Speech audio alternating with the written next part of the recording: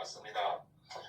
더 이상 이제 문재인 대통령의 코로나 사기 방역에 더 이상 속으면 안 되고, 이제 정신을 바짝 차리고 3.1절날 돌아오는 3.1절에 지금부터 우리가 각자, 특별히 작년에 강화문 광장에 참여하셨던 애국 국민 여러분들께서 지금부터 빨리 개인적으로 조직에 들어가십시오. 들어가서 한 사람이 10명씩 하든지 100명씩 하든지 해서 지금 우리가 컴퓨터 프로그램을 빨리 짜고 있는 중입니다.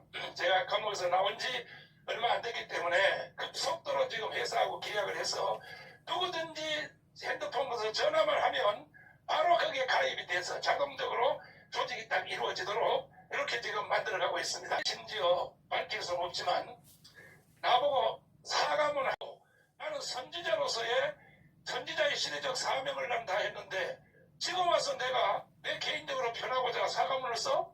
그리고 뭐 협상을 해? 존경하는 시청자 여러분, 저는 오늘 메인 영상을 다루기 전에 사랑제일교회 정강훈 목사님에게 호소하는 글을 말씀드리겠습니다. 사랑제일교회 정강훈 목사님은 며칠 전 유튜브 방송을 통해서 3월 1일 광화문에서 반정부 투쟁을 위한 천만 명 집회를 할 것이라고 밝히고 있습니다.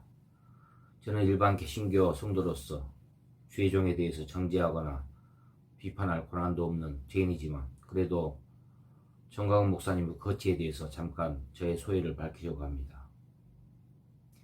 이 부분에 대해서는 죄인인 저를 용서해 주시고, 정강훈 목사님을 지지하는 동조자분들께서 저를 향하여 돌을 던지셔도, 또한 댓글을 통하여서 인신공격을 하는 부분에 대해서도 저는 겸허히 돌을 맞고 의연하게 모든 부분들에 대해서 제가 다 감수하도록 하겠습니다. 교회는 주님의 복음을 전하고 이웃을 사랑하고 소외되고 불우한 사회적 약자들을 보살피는 하나님의 뜻에 따라 건축된 성전입니다. 예전에 여러 뉴스 방송 매체에서 사랑제일교회 주변 상인들이 인터뷰하는 뉴스를 보았는데, 거의 대부분의 상가의 상인들이 사랑제일교회 때문에 생계 위협을 받을 정도로 타격이 심하다는 그런 뉴스를 보았습니다. 사랑제일교회 정강훈 목사님의 신분은 목회를 하는 목사님 신분입니다. 약은 약사에게, 진료는 의사에게라는 말이 있듯이 목회자는 주님의 뜻에 따라서 목회에 전념해야 할 것이고, 정치는 정치인에게, 기업 활동은 기업인이 하는 것이 올바르다 할 것입니다. 정강훈 목사님은 이 엄중한 코로나 기간에 광화문에서 3월 1일 1000만 명 반정부 투쟁을 하여 문재인 대통령을 끌어내리자고 말하고 있습니다. 저는 감히 정강훈 목사님에게 호소드립니다. 주의 종이라면 즉시 하나님께 회개하고 곁길로 가지 마시고 예수님이 걸으셨던 좁고 협착한 길로 다시 돌아오셔서 맡겨진 직분에 따라서 성실하고 겸손하게 목회에만 열중해 주실 것을 호소드립니다. 정강훈 목사님의 정부와의 투쟁으로 국민들이 바라보는 교회의 신뢰는 더욱더 무너지고, 사회의 갈등과 분열을 조장하고 기독교에 대한 불신을 조장하는 행위는 이제 제발 그만 멈춰주실 것을 간곡히 요청드립니다. 정강훈 목사님의 이러한 투쟁으로 저는 이렇게 생각합니다. 근본 세계력교회에서 대면 예배 금지 가처분 신청이 기각되는 것에 대해서 정강훈 목사님의 영향력도 조금 반영되었다는 제 개인적인 사견입니다. 사실 이번 세계력교회가 부산지방법원에 행정정지 가처분 신청을 하기 전에도 이미 서울의 18교회가 대면 예배 금지 가처분 신청을 했었지만 18건 모두 기각당했습니다. 이러한 부분들이 저는 정강훈 목사님의 대정부 투쟁으로 인하여 이런 좋지 않은 결정들이 법원에서 나왔다는 것이 조금이나마 반영되었을 것이라는 것으로 저는 생각하고 있습니다. 정강훈 목사님, 대승적인 차원에서 더 이상 대한민국의 교회에 피해가 발생되지 않도록 정치적인 투쟁을 거두어 두시고 목회에만 전념하여 주실 것을 거듭거듭 요청드립니다.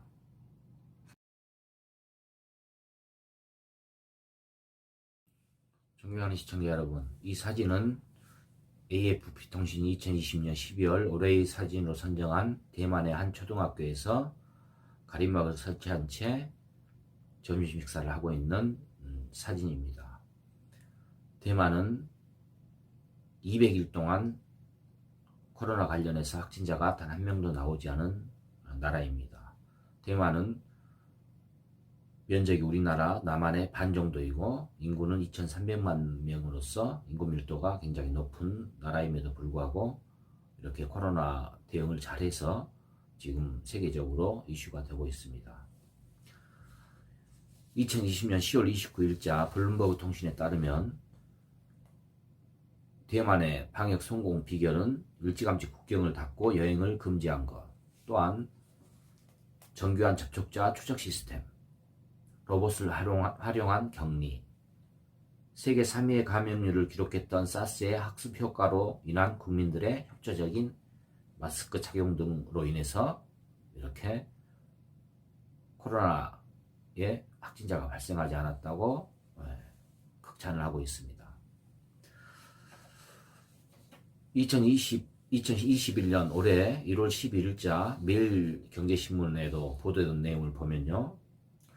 대만은 코로나19가 발생하자 즉시 위생복리부를 컨트롤 타워로 중앙감염병 지센터를 조직하고 산하의 질병 관제소를 만들어 실무를 맡겼다. 대만은 위생복리부 장관인 천 부장이 중앙감염방지 지휘센터장을 겸하며 단일 지휘체계를 계속 유지 중인데 현재까지 기민하게 잘 대응한다는 평가다. 우열을 논하긴 어렵지만 한국이 정세균 총리 밑에 중앙재난안전대책본부, 박능우 장관 밑에 중앙사고수습본부, 정은경 질병관리청장 밑에 중앙방역대책본부 등 비슷해 보이는 조직 여럿을 꾸린 것과 비교되는 대목이기도 하다라고 이렇게 보도를 하고 있습니다. 또한 대만에서는 엘리베이터나 버스, 지하철 등 이런 것을 탈 때 사람들이 붐볐을 때는 그 버스나 지하철을 타지 않고 다음 차를 기다리고 그 시간이 안 되고 그 버스에 탔을 때는 전혀 사람들이 서로 대화를 일절 금지했다고 합니다. 그래서 지금 약 세계에서 80만 명의 사람들이 대만으로 가서 지금 살고 싶다라고 하는 그런 신문 보도들이 지금 나와 있습니다. 또한 2020년 10월 30일자 천지일보 기자에 따르면 대만은 2019년 12월 31일 바이러스가 우한에서 처음 확인된 직후 우한에서 직항편을 이용하는 승객들을 선별하기 시작했다. 이 처음 중국 우한에서 폐렴으로 인해서 발생한 것이 2019년 12월 31일입니다. 그러니까 대만 정부는 그 중국 우한에서 발생한 그날 즉시 모든 직항편 그런 승객들을 다 선별을 하기 시작했고, 심지어 바이러스 존재 자체가 루머로 알려지고 보도 또한 제한되었던 때였음에도 불구하고 대만은 2020년 1월 21일 코로나19 첫 확진자를 확인한 우한 주민들의 입항을 금지했고, 또한 모든 입국 비자를 가진 사람들을 제외하고 애국 국적자들의 입국 또한 금지를 해서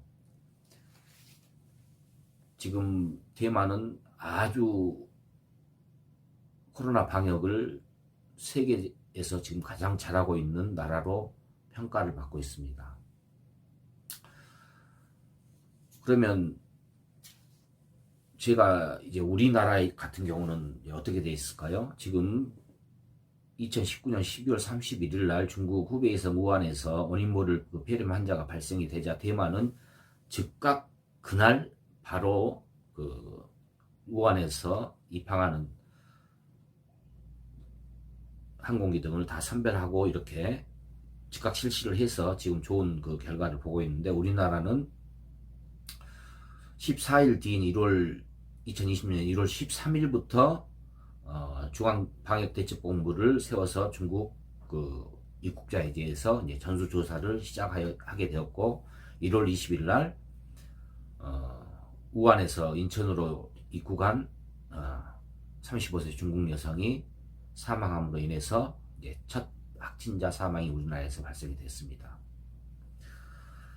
그래서 제가 이제 대만과 우리나라를 코로나 방역을 지금 비교를 제가 하는 건데요.